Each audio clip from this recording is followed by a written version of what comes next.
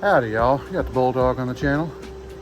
What we got here today is an '01 Ford F350 Power Stroke. And this is something that we're not seeing much anymore because they just want to sell compressors, but the seal is leaking on this pump here. I've got the recovery machine hooked up to it. We're going to pull the refrigerant out. And I was able to find a seal for this. We're going to show you how to pull this all apart, put a seal in it, and get it cooling off because it is hot out here. This is the only day he can let go of it. It's actually my day off, but he's family. I'll do it. Okay, we're all done recovering this. Got 2 pounds, 14 ounces out of it. I don't know how much it's supposed to have in it. F-Series is supposed to have 2 pounds, 10 ounces in it. So somebody has way overcharged this because this machine usually loses probably 5%, 10% sometimes. So yeah. Sometimes the reason it's not working is because the pressures are getting too high and it's shutting off. Stop putting stuff in it. Do-it-yourself stuff is just fine as long as you know what you're doing.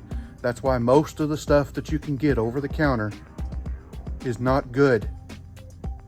If you don't have a high side gauge that tells you what the high side is doing, you can end up in a boat like this, overcharging it, and then you still don't understand why it's not working. People automatically assume that it doesn't have enough in it and they keep putting more in.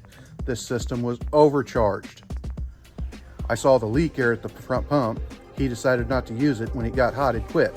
Well, that's because there's a high side switch on these things. If the high side pressure gets too high, it shuts everything off. Be warned. Okay, I've got it inside now where it's air conditioned and it's a little bit easier to work. It's hot outside. It's way over 90 out there. That's why I'm working on the AC. Supposedly this system was charged last year by a professional, reputable shop. So we're fixing that right now. Here's part number on this seal. It's a Santec, part number MT2035. And I want to show you here the reason why we're doing this.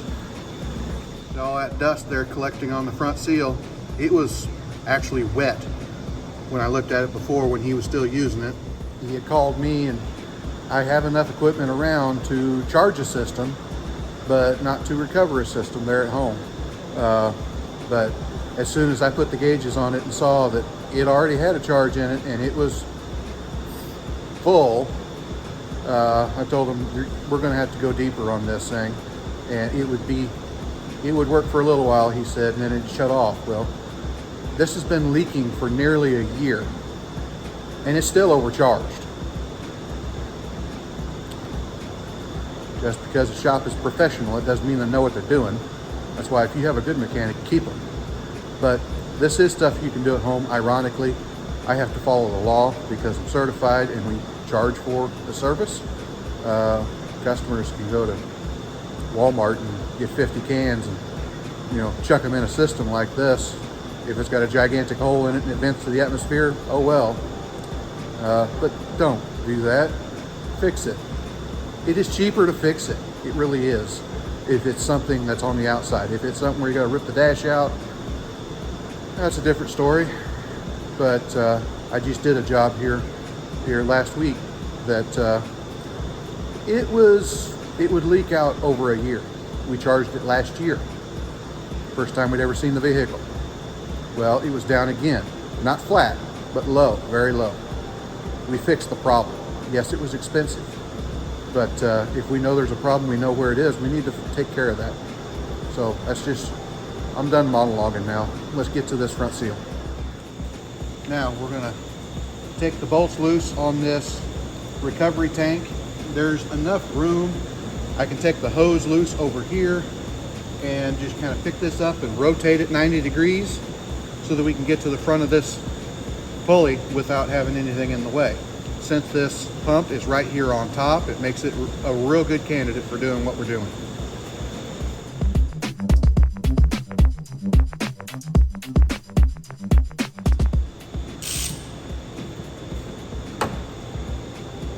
Now be careful as you take the face off of this thing, because there should be shims behind it.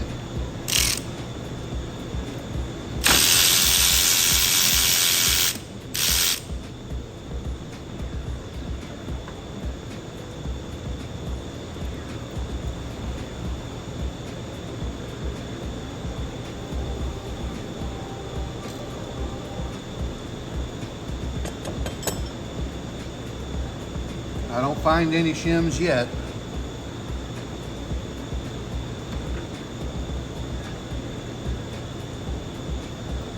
No shims. That's how you adjust the air gap of your clutch. Look at all that oil and dust and everything that's been collected on it. And like I say, this has been leaking for almost a year and it was still overcharged. So I don't know how much they put in it. Always know what your high side's doing. Now I'm going to take some brake clean and wash all this junk off of here so that I'm not tracking oil around everywhere while I'm working. But before I do that, grab your end of your shaft here and pull up and down, side to side. See if there's any movement or play in that. Now I did this before I ever started and I didn't get any play in the clutch. But you do that to see if the bearing is out in the front of your compressor. If the bearing is loose, then putting a new seal in it won't do any good, because the reason it's leaking is because the shafts move around. This one is tight. Like I said, this is a good candidate for a seal. You're not going to be able to watch what I do because I got to reach down inside this hole and take out a snap ring. I'll show you when I get it apart, but you won't be able to watch a video to really see how this thing works. You'll have to see it on your own. Since I have not pulled off the pump, I'm going to need a mirror to look in here and see if I can find the ends of the snap ring. There's a foam seal inside there that I need to pull out.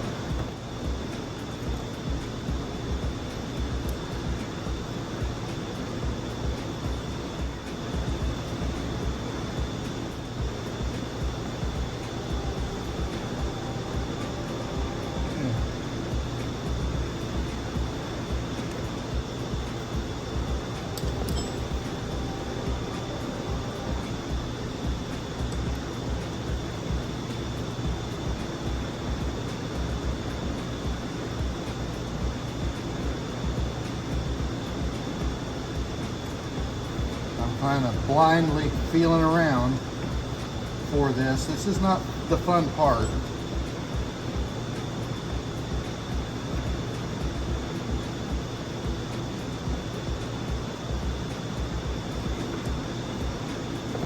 Once you get the tool in there, you can't see what you're doing.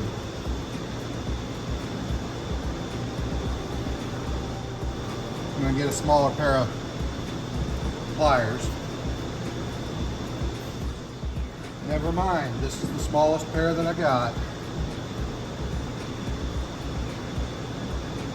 I'll try this a little bit and then I'll probably give up and go to the pick.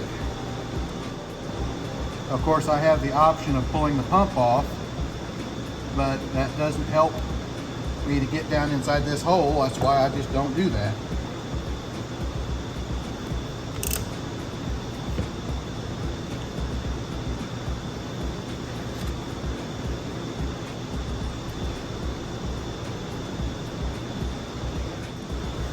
I'll get back to you when I get it.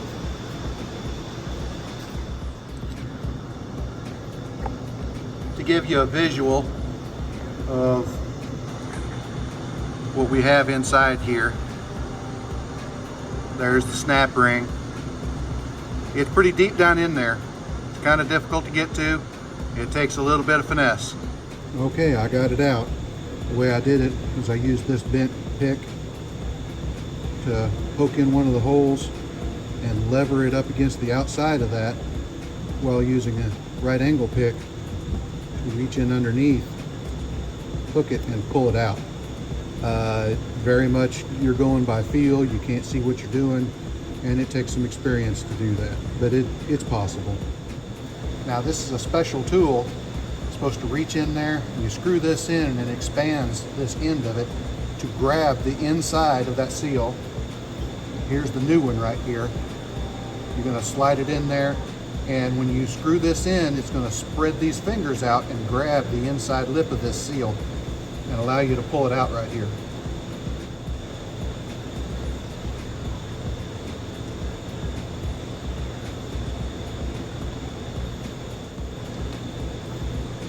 Now here's this old seal. I tried grabbing it with a pick and pulling it out because I couldn't find my other puller, but I had to stop and search for it and find it. It's almost impossible to do without that. Now, you can theoretically put air pressure in it and get this to blow out since that snap ring's not in there, but that's gonna make a mess. That's an option if you don't have the special tool. And there's a lot of places you can rent that special tool to get it out, but it's hard enough just to find the seal anymore. Now the splines on this thing go back this far. There's this special tool that you slide over it so that the seal doesn't cut on these splines. You're going to have to put it in there just about all the way.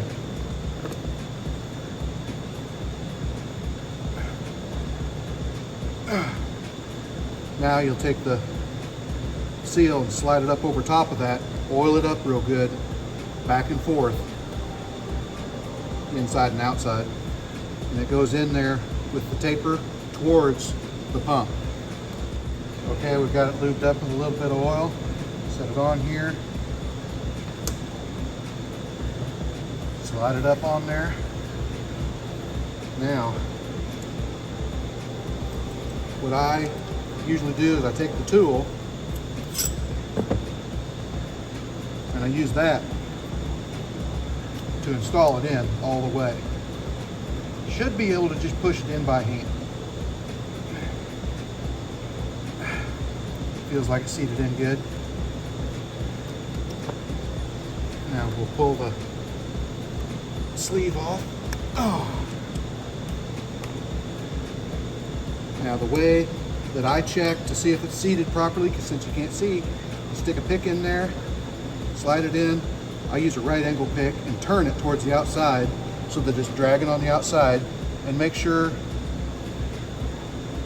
that the snap ring is clear. And yes, the snap ring land is clear. That means it's seated in all the way. Now this came with a new snap ring, and basically all you have to do is get it started in there and then evenly push it back till it snaps into the hole.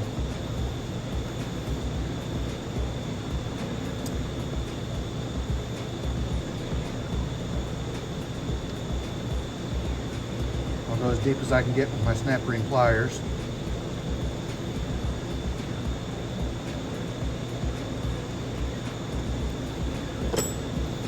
I'll take my flat blade screwdriver and just ease it on in there.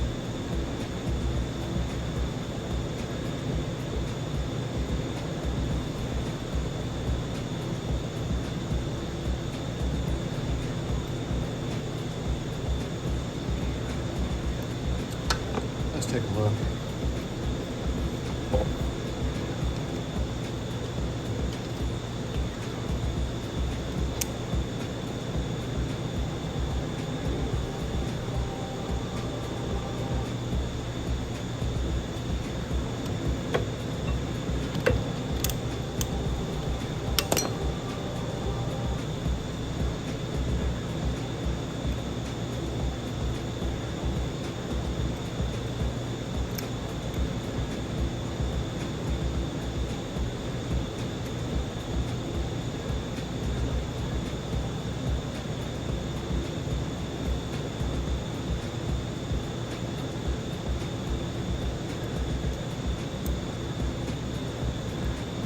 The best thing you can have is patience. If you try to go too fast, you're going to make a mistake.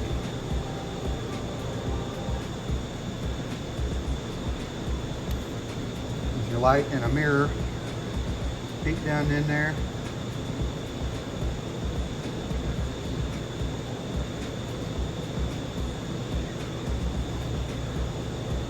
Looks like it's fully seated. It's snapped out.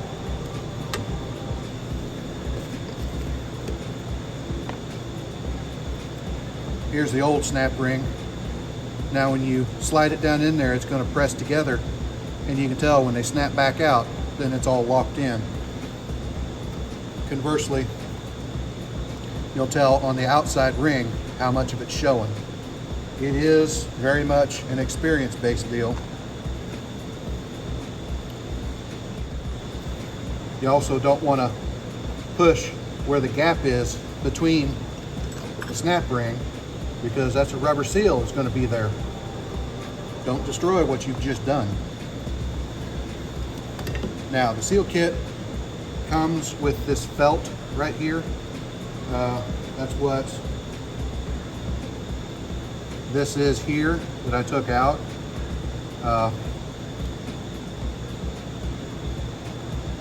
I think I'd rather use this ring. I'm just going to wash it out with some brake clean. Now, just for a leak test, I put some shop air in the system, about 100 pounds, and I've shot some soapy water up in here, looking for bubbles.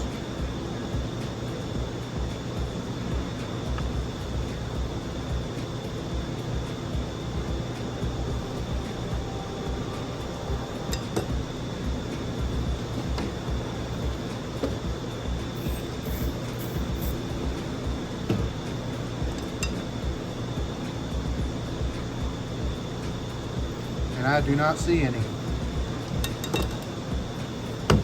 That's a quick, easy way to check for leaks, especially if you've done something like this before you put it back together. Now, high dollar professionals would say don't ever put shop air in a system. It is not good, but it is better than leaving a leak. This is how we leak test. What you do is you evacuate the system and you leave it on for a while longer. There'll be a very small amount of contaminant in your shop air. There'll be a little bit of moisture. The moisture is not a big deal. It will evaporate back out when you pull it down to a vacuum. That is part of the reason why you do that. Get that soap out of there and start evacuating and putting it back together.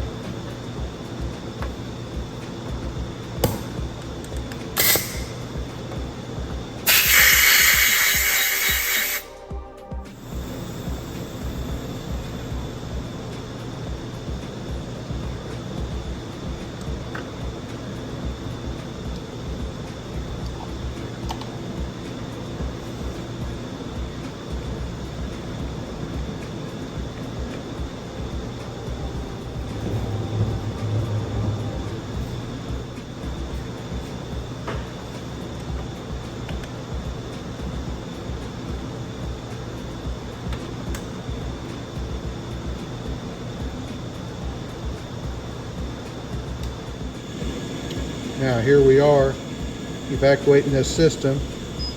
Pull it down to vacuum, enter. No, I'm not going to change the oil right now. Standard time 10 minutes. I always go at least 20. This time I'm going to go about 45. You have to do a 10-minute leak down test when we're done. Now here is something to think about. You see this seal? It is tapered this way. At more pressure it gets on the outside, or the more pressure from inside is pushing to the outside, the more it's going to grip down on the shaft. Here's the deal.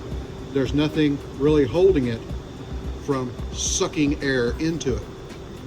Now what we're doing over there is evacuating the system, pulling it down to a vacuum. These Fords, mainly in the F-Series trucks, but I've seen others do it too, because of the design of this seal, it will fail a leak down test. That's why you want to do a pressure test as well. Pulling that cover off, the clutch cover, and looking at visually will tell you whether it's leaking or not. But I have seen several of these fail a leak down test because it's testing vacuum and it won't hold vacuum because of the shape of this seal. They'll hold pressure just fine. So that's another thing to think about whenever you're testing these systems.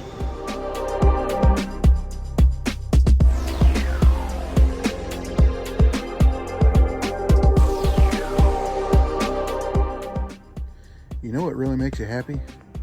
Whenever you finally get the job all done and you talk about everything you want to, and the last 10 minutes of your footage just disappears.